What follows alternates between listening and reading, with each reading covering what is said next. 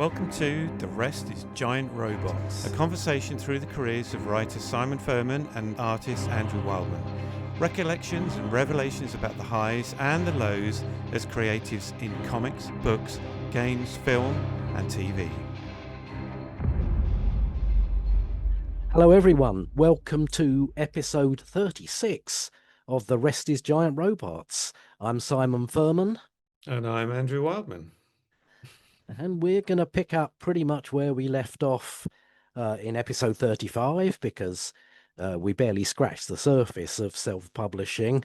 And we kind of want to go with that momentum a little bit. And we think there's a lot of interest out there about the pitfalls and both the pitfalls and the joys of self-publishing. Yeah, there are many. But I think the joys outweigh the pitfalls, don't they? Yeah, I think so. I mean, I think I've learned a lot. It's been a steep curve, I would say, for my self-publishing ventures. And, how to sustain interest in them is the really difficult bit after it's all out there and you've had a little bit of a fanfare. How you maintain that is problematic, to say the least. Yes. And there must be ways of doing stuff we haven't discovered yet. So maybe in the course of us looking through all of this, we'll bump into new ways of doing stuff, or people will let us know. They'll say, have you thought about this? And we probably have, but there will be a lot of stuff that we probably haven't. And if you're listening to this and you've been doing some self-publishing, we'd really like to hear from you. We're open to questions. So please do contact us via the Patreon site. And we will do our best to address any questions you have or experiences with self-publishing. So please do contact us. Yeah. Cool. So where did we get to last time then, Simon? Well, I think pretty much where we left off was we bought To the Death out in digital form. And, it sort of didn't do much because it's so hard to monetize digital content. And I think just the feedback we got, everybody wanted print. Yeah. Put a date on that. When was that? Okay, we're going back to 2014, 15. Right. Maybe even into 16. And you had a collaborator for that, didn't you? A bit like we did when we tried to launch the engine many years ago. We had somebody who had some kind of industry or some expertise and some knowledge that we didn't have, which is always a good thing to tap into. Yeah, definitely. I mean, the thing was, once we shook To the Death down into a print format. I mean, Jeff just happily reformatted everything into, what it turned out to be 10 sort of oversized issues, what they used to call that prestige format, sort of slightly 48-page volume. And we looked at it and thought, God, it's a bit of a monster, this. How are we going to release it? We tried a Kickstarter for a big collected edition, but it was so much. We needed to ask for so much to actually make that happen. It was hard to get that off the ground. So we looked at single issues and then we were like, well, okay, but practically, how do we market those single issues? How do we get them into people's hands?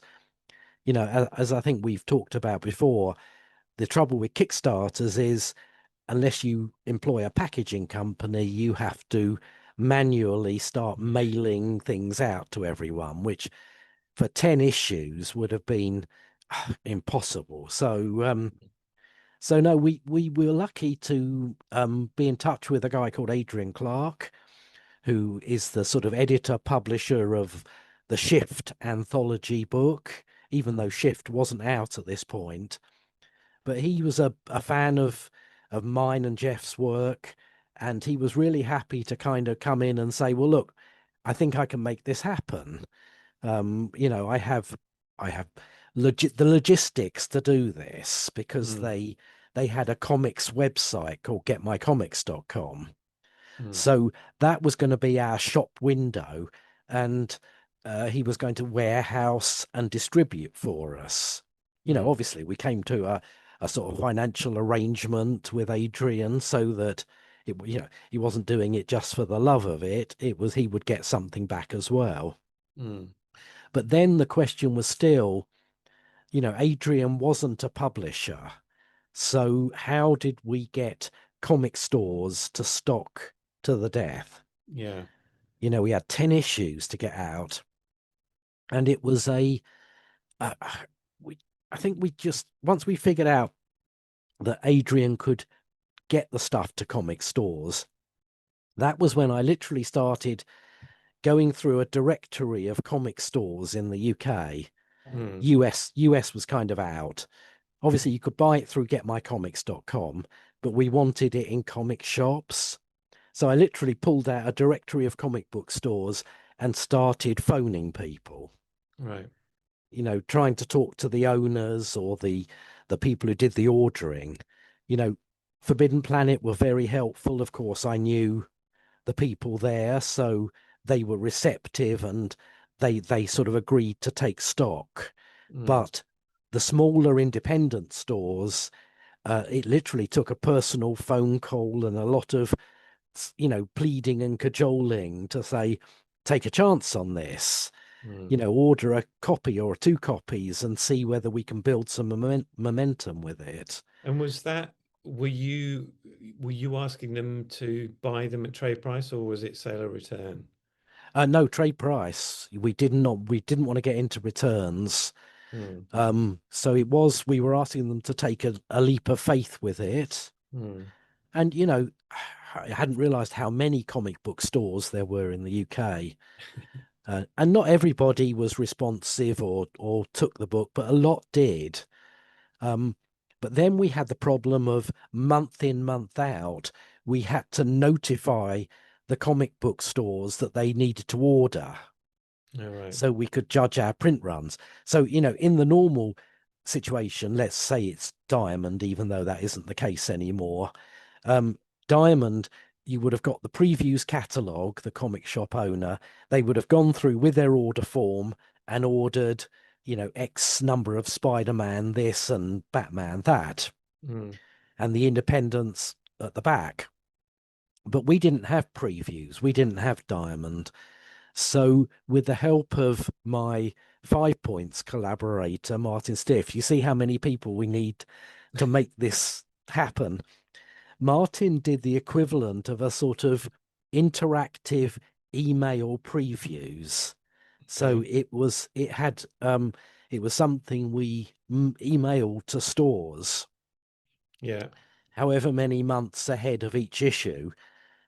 Here's the next issue, here's the back issues, and you just have to click on a link to order. Mm. Okay. Excuse me. So quite complicated, but Mm. really it was nothing that comic stores didn't do just with previews. Yeah. But nevertheless, every month I had to ring, I would say about 60% of those comic book stores and say, could you put your order in, please? We're up to the deadline. Could you put your order in? Mm. And, so I was on the phone half a day chasing orders. And, while it was sort of fun on one level, it was time consuming. Yeah. But like I say, Forbidden Planet were very helpful. They stocked it. They gave us a couple of signings during the course of its run. That's good. Yeah. Um, and it was nice that my name at least had resonance with most comic shop owners. Yeah. So they it wasn't just like Joe Bloggs calling them up and saying, stock my comic. And we moved some numbers, but the logistics of To the Death were to get, print comics. It really was, we our minimum print was about 1,000 of each Mm. issue, but we had variant covers, which I don't think I'd do again. We Mm. had, you know, so we had a lot of numbers of issues, and we still are sitting on a lot of stock. Mm. And so the 1,000 print run, I mean, this is something we'll definitely get into when we dig into the kind of technicalities in future episodes. But with the 1,000 print one run, was that the minimum because it was like offset litho? It wasn't digital printed, was it? It was digital printed, but there were still economies of scale Right. in terms of the numbers we needed to produce. We didn't really want to have to go back to print. Mm. So we were trying to think, well, long term, what do we need here? I still think we certainly way overprinted on issue one. And Mm. then we scaled it down once we understood our orders a bit more. Mm. Mm. And, and since then, obviously it was still sold through Get My Comics. And since then, we came up with, again, with Adrian's help, very, very helpful chap. He came up with sort of a printer that could do, I love the idea of slipcases. I Yeah. always think slipcases are such a cool thing. Yeah. And he came up with a printer who could create slipcases for To the Death. So, we continue to go to conventions and sell those. Mm. Yeah. But, yeah, we're still, I don't think anywhere near the investment we had to put in just in terms of the print costs. Mm. Yeah. I mean, I never really had any of that because I took a completely different tack. I mean, I didn't approach comic shops or anything like that. It really was just a slow burn for me. So Mm, yeah. the because Horizon was originally 3 issues, Hmm. um, and I can't remember who printed those. I think it was Inky Little Fingers, a printer that were well Okay. known in the indie market, and they were really good, really helpful. Not the best and easiest website to deal with while you're trying to upload your and all that kind of stuff. No. But I was getting quite small print runs. And I think we've both latterly found very cost-effective ways of getting print, which is something that we'll definitely cover at some point. Yeah. But this To the Death print came out, I think, over a year because we just got issue 10 out before we went into lockdown. So it must have been sort of pretty much from March 2019 to March 2020 Yeah, that To the Death came out. And it was, yeah, well, thank God we got it all out as well. It would have been terrible, really, if issue 10 hadn't made it out there. yeah. But yeah, it was a learning curve. I think the scale of To the Death is something I wouldn't repeat. Mm, It's just because we did it for the web, we didn't really care how big it was. yeah, But turning it into print was, you know, it's something like best part of 460 pages long. So even to that's bring it out as trades is substantial. yeah. I think yeah, Horizon was I don't know 120 pages, I think, Much but more manageable. Oxygen's 212, I think. Okay. Probably for a similar reason because Horizon was laid out like comic book pages, with various panels. Yeah. But Oxygen was a deliberate, in terms of its layout, was a deliberate attempt to give it a cinematic feel and do it like storyboard. So it's 3 rectangular panels per page. Yeah. And so I guess a bit like Jeff, when you were doing the original version of To the Death, it's just like, oh, I just do another one. I just do, Yeah. you know. But then I But started yes. thinking now, well, how are these 3 going to stack together, and what are they going to be like when it's a double page? Like, how's that? And so I did start to logic it all out and Yeah. get once I'd got into it a little bit. But initially, I was just banging out panels. Ha. I mean, Jeff did a great job with reformatting To the Death because I just thought, oh God, we got a Yeah, bunch of screen shaped panels. That's not going to look very grabby, is it? If we're just 2 panels a page or something. So, yeah, he yeah, did a really good job of recutting it into something more traditionally comics. yeah. So when it was on screen, it had the speech balloons on it, didn't it? Hmm. Yeah. That's the Yeah. other thing with horizontal format panels. It's like doing it because you just don't do it like that in comics because you have to have that like top third for dialogue and all that kind of stuff. Yeah. So when you're making Yes, it look like a cinema thing, it's like, yeah, but where are the words going to go? indeed. And again, it took some time and effort to get the lettering to fall properly once we turned it into print as well, Yeah, because everything was arranged, as you say, in sort of screen shaped panels. yeah, yeah. Did he cut up the original artwork, or did he do? He must have had to do some extension on some panels, certainly Yes, I'm sure he vertically. did. Mm, I mean, I think he rescaled things a lot. He adjusted the shape of panels, obviously. mm, Yeah, I think there was a lot of tinkering to get it into, a standard, sort of, left to right, down to, top to yeah, bottom reading sort of experience. yeah, yeah. But yeah, it was a learning curve, and I wouldn't do it again. I would self-publish again, but not in such a big with such a big project. Mm. And so on the back of that experience, how did you like when you first decided you were going to do 5 points? How did you approach? Did you approach that differently, like right from the get-go, Yeah, knowing what the end game was going to be?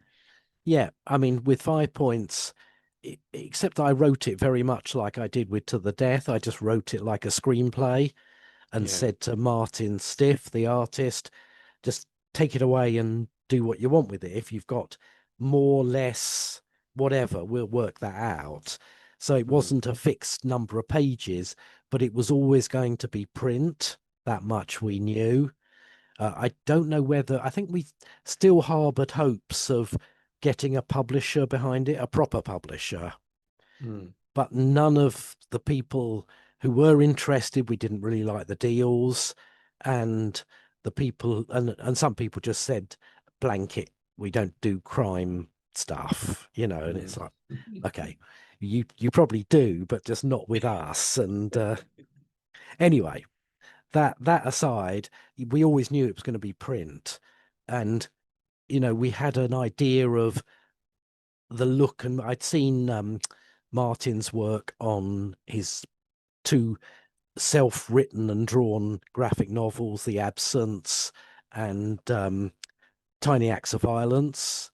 Mm, And those, I really liked his style. I don't even know, I can't even remember the initial conversation we had, except that we were talking and he said, well, actually, he's a graphic designer and full-time graphic designer, but he mm, was really interested in doing some more comics work. And I said, well, look, I'd happily team up with you because I've got an idea that, is out of my usual sphere. It's not sci-fi, it's not yeah. giant robots. And it's my love. I love crime, pulp noir fiction. Mm. That's my sort of default. So the idea of doing something of my own, our own, was very attractive. And was that an idea that you'd had for a long time, bubbling in the background, or? Yeah, the funny thing is with both 5 points and the sequel, the Gyre, which is coming out next year now, but it's advancing. Is was I've been working on movie stuff with my co-writer Mark Salisbury. We're doing one at the moment, but every now and then we will have these brainstorming sessions for movie ideas. Yeah. And often these are no more than a couple of line springboards. Mm, What if it's a planet full of werewolves and that's where you go to hunt a werewolf or something, just spitballing. Yeah, no, don't like that, whatever. But two of the ideas I came up with for one session were both crime noir supernatural. mm, And even though they morphed into 5 points and the Gyre, the Gyre, the kind of the high concept is there are competing serial killers right. in this bit of period New York City. Okay. So, you know, and I just thought that's quite a strong springboard. I don't think I've seen or read that before. No, no. And and you know, it wasn't our first choice because I really wanted to do that sort of one set in 5 points with all that history that I knew about Mm, and all the sort of original immigration into America and New York. mm, So 5 points was one idea I'd had. It was much more supernatural than 5 points turned out to be. And then the Gyre was just this log line of competing serial killers, and I didn't have much more than that. what is the Gyre? What is that? How are you spelling that? Gyre, it's Gyre. Right, It comes from a Yeats poem, okay, turning and turning in the widening gyre. The right, falcon cannot hear the falconer. Da da dum. Things fall apart is the line you've probably heard from that. But a right. gyre is a whirlpool. It's a Okay. sort of as in gyration. It's a sort of Okay. circular whirlpool effect, Mm, and it just it just fitted sort of some of the themes in the sort of second Mackie case file that we had set up. So yeah. mm, So yeah, so that's all underway, and this one, the Gyre, with 5 points, put it out through Amazon KDP. yeah. It was, it was a strange length, 5 points. It was sort of 70 something pages, Mm, so it felt difficult to make it single issues, yeah. and and it was slightly oversized just for a one shot. Yeah. but but we hit on KDP because A, no stock, Mm, B, you obviously KDP is just you upload your files and it's published across all Amazons worldwide. mm, So it's a really easy way just to click a button and you're published mm, and you're on Amazon. yeah. So there were lots of attractive bits about it. And then we came down to the same old problem, promotion. Yeah. How do you get the word out there other than social media, other than conventions? How do you make people aware of it and keep people aware of it? Mm, yeah, And that and is, that was tough.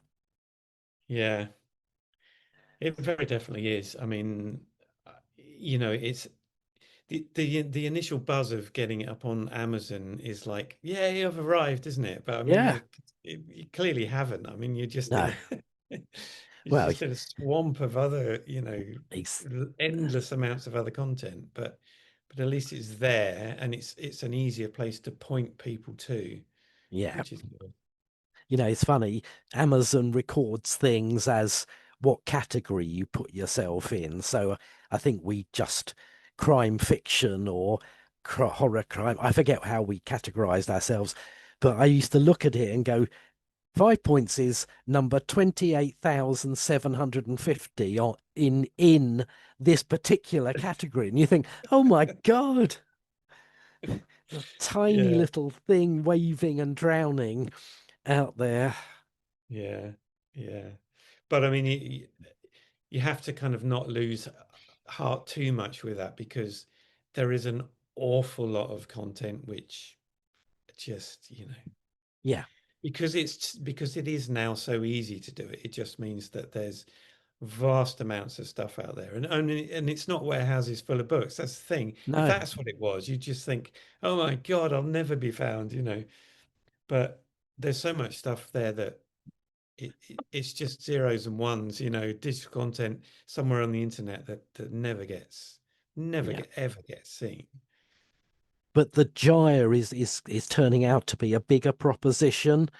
Again, Mm, I wrote it very loosely, and by the time it all shook down, we thought we've got 4 issues there. okay. So we will look for a publisher, probably an indie small press publisher, Mm. and then collect it down the line. So that will be nice if we can get that sort of in single issues and then collected. Do you ever run into that thing, certainly at conventions, where people's, when you say, oh, first, like with To the Death, oh, it's issue one. How many are there going to be? There's going to be 10, and then people say, oh well, I'll get it when you collect them all together, kind of thing. Yeah, no, definitely. I mean, I think that's always an issue. I mean, I don't read comics by single issues anymore. I'm sad Mm. to admit, but yeah, it's always going to be the case. But I think we just with the Gyre, it's definitely something we want to do as single issues rather than put out a reasonably chunky small trade paperback straight away. So what's the thinking behind this going with the single issue thing then? I think it's just I think initially we both wanted to do that. We both wanted to do single issues rather than just a book. So I Mm. think this is our chance to do that. The whole point of the Gyre, or one of the points of the Gyre, was so we could re-promote 5 points. And I Yeah. think releasing 4 single issues and then a collection gives you so many more hits of that sort of media push to raise awareness of it. Mm. Yeah, I guess so. Yeah. Yeah, I So mean with anyway, yeah, with oxygen, I when I'd kind of from the initial idea when I kind had eventually worked out what it was going to be and some structure began to evolve around it, it was clear that it was going to be 7 chapters for all sorts of mhm, reasons. It had to be. It was part of the narrative. Um, and so it was like, well, I do 7 single issues. I mean, I could have gone straight for one book, but the reason that I did 7 single issues was purely because I remember there was something about the individual issues of Watchmen that you didn't get with Watchmen, the book, yep, in a graphics sense. There mm, was just something, just the clever design, the cover design and the interior cover design that Dave Gibbons and whoever, came up with to mm, do that. And I thought, I like that. I like that, those mm. individual covers that all kind of say something. They could be, obviously it can be chapter headings, but Yes, in the end it kind of it works better as a single book. yeah. Yeah, and I'm sure the Gyre will work. I feel like I'm shooting myself in the foot saying this, will work better as a single book because it's it's one story. But on the other hand, I think we can, as you say, make because Martin's background is design. I think the Mm, single issues will be eye-catching in and of their own right. mm. So I think we can add value, I think, to the single issues. Yeah, yeah, of course, yeah, yeah, very good. But we've still got to find a publisher. We haven't really approached anyone yet. We've got a couple of ideas, but and failing that, we will just bring it straight out on Amazon, Yeah, and then we've got that sort of, oh look, we're a series now. There's 2 of these Warren Mackey case files. yeah. It's a thing. Yeah, Yes, yeah, yeah. It's not just sort of this lone thing. It's got a series. I think that's another thing KDP are big on. Is this part of a series? yeah, Yes. yeah. I guess in some ways there is something nice about a series, just the same way that the way that screen media has changed. It always used to be about the movies, the movies, the movies, um, but series on TV are such a thing that big name movie actors and big budgets Mm, go into those because there's just something added to the kind of cliffhanger. Oh, I got to see the next one. Got to see the next one, and just that potentially longer form as well, I suppose. yeah, except that I think therein lies a problem. We should maybe save this for one of our TV film ones. But I've definitely come to the understanding that most 6-part things on TV should only be 4 parts, and most 8-part things should only be 6 parts. Honestly, sometimes you can just see the the the quality go to hell in a handbasket. when you can see they're stretching it out and stretching your credulity with it. Yeah. Or if the slightly kind of dead episode happens too soon in the series and then people give up Yes. because it's always one of those.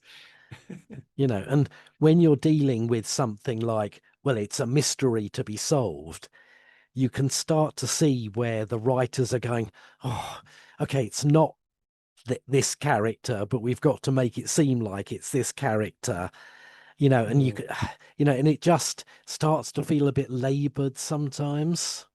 mm. Yeah, yeah, yeah.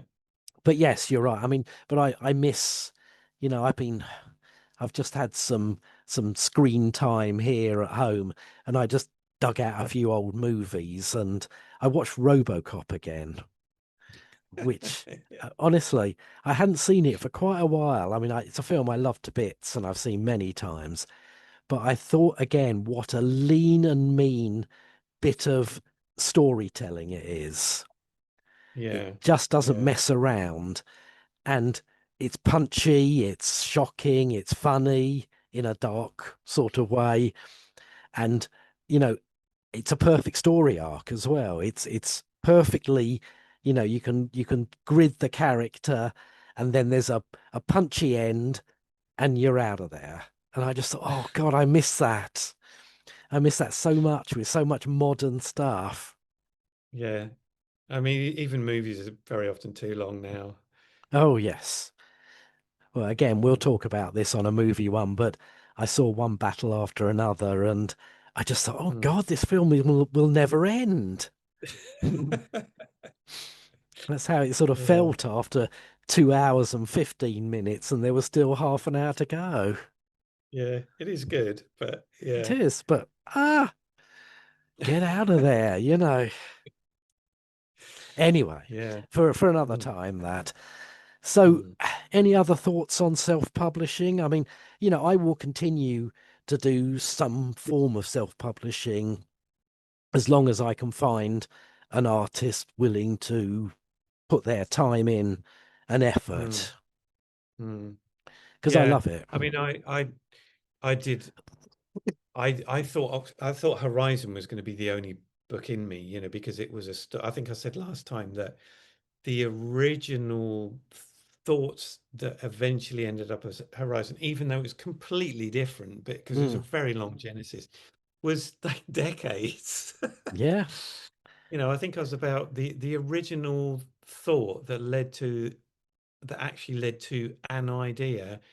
The thread, even though the genre and everything changed, the thread, like the little kernel right at the center of it, stayed all the way through and ended up in Horizon. But I thought that was it for me. But then it was for completely different reasons as to why I wrote Oxygen, and it was because of what people were saying to me about Horizon, right. um, and it was largely to do with the people who pick up Horizon. That they do get back to me. They do come up to me at following conventions and say, "Oh my God, this I didn't know it was going to be like this. I absolutely loved it." And then they tell me what it meant for them, because it's very much one of those stories where you kind of map your own situation onto the narrative and onto the lead character. But so the people who picked it up loved it, but there were so many people that didn't, because they say, "What's this about?" Given that our fan base is very much kind of Yes, sci-fi blokes, robots. Yes. which is really fine, but that's not what Mm, I wanted to write and draw. no. But so when they say, "Well, this looks really nice, like the artwork, what's it about?" And then when I say, "Well, it's about a 15-year-old girl," and then you can just see them glaze No, over. I know. I mean, people have been very supportive of 5 points and to the death, but I know that my core audience, that's not what they want. The Mm, larger part of my quote unquote fan base just wants yeah. giant robot stuff. Yeah. I mean, I was at a small event selling copies of Horizon, and somebody picked it up, and they kind of skimmed through it, and they bought a copy, because Mm, they really liked it. But I spoke to him for quite a while about it, and he's a lecturer at a university, And I said, that the male readers, potential readers, were not picking it up so readily. That's not entirely true, but there was Mm, certainly that kind of skew going on. yeah. Um, and he said, well, it was kind of a glib comment in a way. He said, well, why don't you just write the same story but with a male lead? Mm, And it's like, that's actually not a bad idea to yeah. because obviously it's a different audience. Um, and Oxygen is not the same the same story as Horizon at all, but the kind of narrative construct and the kind of flavor that I want to get into, it very much is the same. They're very much Mm, like a brother and sister book, yeah. um, different subject matter, but within a similar kind of structure. Sure. So that's why I did it, and that's why I did sci-fi. But then that's now led on to me thinking, well, I've got another idea, but I want to do it as horror.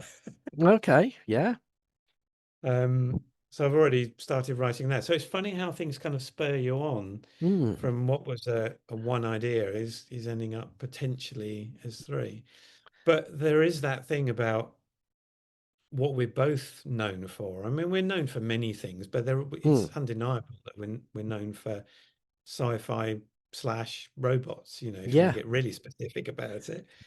Um, so do you think you will at some point do something that will cater for that audience? Or do you think, because one of the things that I learned very early on when I was thinking about doing my own books, I realized fairly quickly when I tried to promote the idea and started an Indiegogo campaign, which is like a Kickstarter campaign. Mm, It was like, oh yeah, all those people out there, they're not Andrew Wildman fans, they're Transformers fans. Of hmm. course they are. Yeah. And so it's only a percentage that you'll tap into. But even if you did a robot book, um, it's still only going to be a percentage because they are Mm, Transformers fans and not just yeah. robot fans. And that's the case with Astrobots. Okay, it's not mine. It was developed by the guy who made the toys.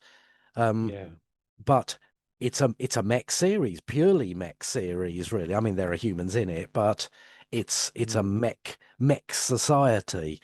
But it's not a given that every Transformers fan will go, "Oh, look, a new robot thing from me," and pick it up mm, mm. because there can be a little bit of tunnel vision sometimes amongst Transformers Yeah. fans. Yeah. And as much as anything, I think that's an indication of what it is that Transformers offers to people. The kind of longevity of it, in as much as the people that like our work have been around a long time and they originally picked that stuff up when they were kids and it Mm, spoke to them. And as we all have different versions of that. It's like, yeah, I don't like Doctor Who anymore. It was much better when Patrick Troughton was the Doctor, but that's yes. only because that's when it first pressed some kind of button in you. Yeah. So it's a similar kind of thing in a way. It's like everybody has their James Bond that they respond to because that was the first film they saw, probably in the cinema. Yeah. And, it's hard to, it's the same with, as you say, with Doctor Who, all these things. You kind of can't shake that. No matter how many people say to me, "Oh, I don't like Roger Moore's James Bond. Oh, it's got to be Connery or whoever else." I say, "Well, I'm sorry. I went to see Live and Let Die in the cinema at age 12 or something, and he will forever be my sort of first thought as James Bond." Yeah. My first Bond was Diamonds Are Forever, so it's definitely Mm, Connery. Yeah. yeah. And it's funny, that wasn't sort of prime Connery at all, is it? No, no. But And yet yes, George Lazenby was a really good Bond. yeah, he was wooden, but but the film itself is it's one of the best, I think, on Her Majesty's Yeah. Secret Service.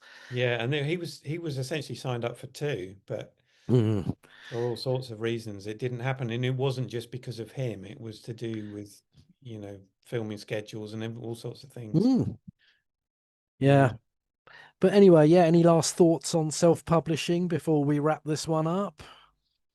Um, No, I mean, we did mention the engine last time, and I Hmm, definitely think there's a book in that. I I think think so. if we ever do a book together, I think we definitely need to do that one. Well, I mean, I think it makes sense rather than try and just go, oh, we have to come up with something new that we Yeah, both are invested in.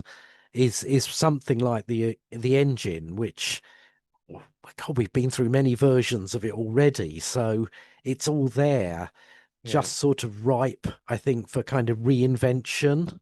yeah. I mean, I was looking back at those, the some of the original, visuals and everything I did, and those very, very basic, well, the drawings, even before I did the computer models, but the drawings for the forge, where their kind of base of operations, and in those drawings, it's almost like still wait. That scene is still waiting for the people to come in Mm, and start acting it out. yep. And No, I think it's still there. you I know, think it kind of needs to happen. But I think we ought to go back to the nuts and bolts on that one. yeah. I Start was, something I mean, thematic. I think if we ever get any mythical spare time, you and I, Yeah, we should definitely sit down and plot out what we want to do with it rather than the series itself, how we want to, as we've been talking about, how we want to deliver it to people, in what form, and at what sort of slice of our fan base are we aiming it at? yeah, yeah. No, it definitely needs to be done. Yeah, yeah, definitely. Well, But you we've got know, other things to do first. yes, yeah. Who knows? By the time we get to episode 72, we might be working on it. You never know. It might happen sooner. Right. Oh, my days. Yeah, my voice is dying on me, so I think this is as good a time as any to wrap this up. Yeah. Great. What are we going to I don't know what we're going to talk about next time. Are we going to carry on with this, or are we going to go I, back into? I think we'll go back into our sort of forward progression of time, Yeah. document a bit, or we'll maybe do a movie one of the two. Yeah. Or maybe half and half. Yeah. And, we are definitely talking to some people for coming on as guests on upcoming podcasts. Yeah. Fabulous. Great. All right then, Simon. Excellent. Well, Wonderful. you go and have a good old cough, Yes, I and I'm think I going to go need and see to. what this hotel has to offer in terms of food. Okay, great stuff. Good speaking with you, Andrew. Thank you for listening to The Rest is Giant Robots. If you enjoyed what you heard, please consider subscribing for more and maybe share with like-minded friends. This has been a Wildfur production.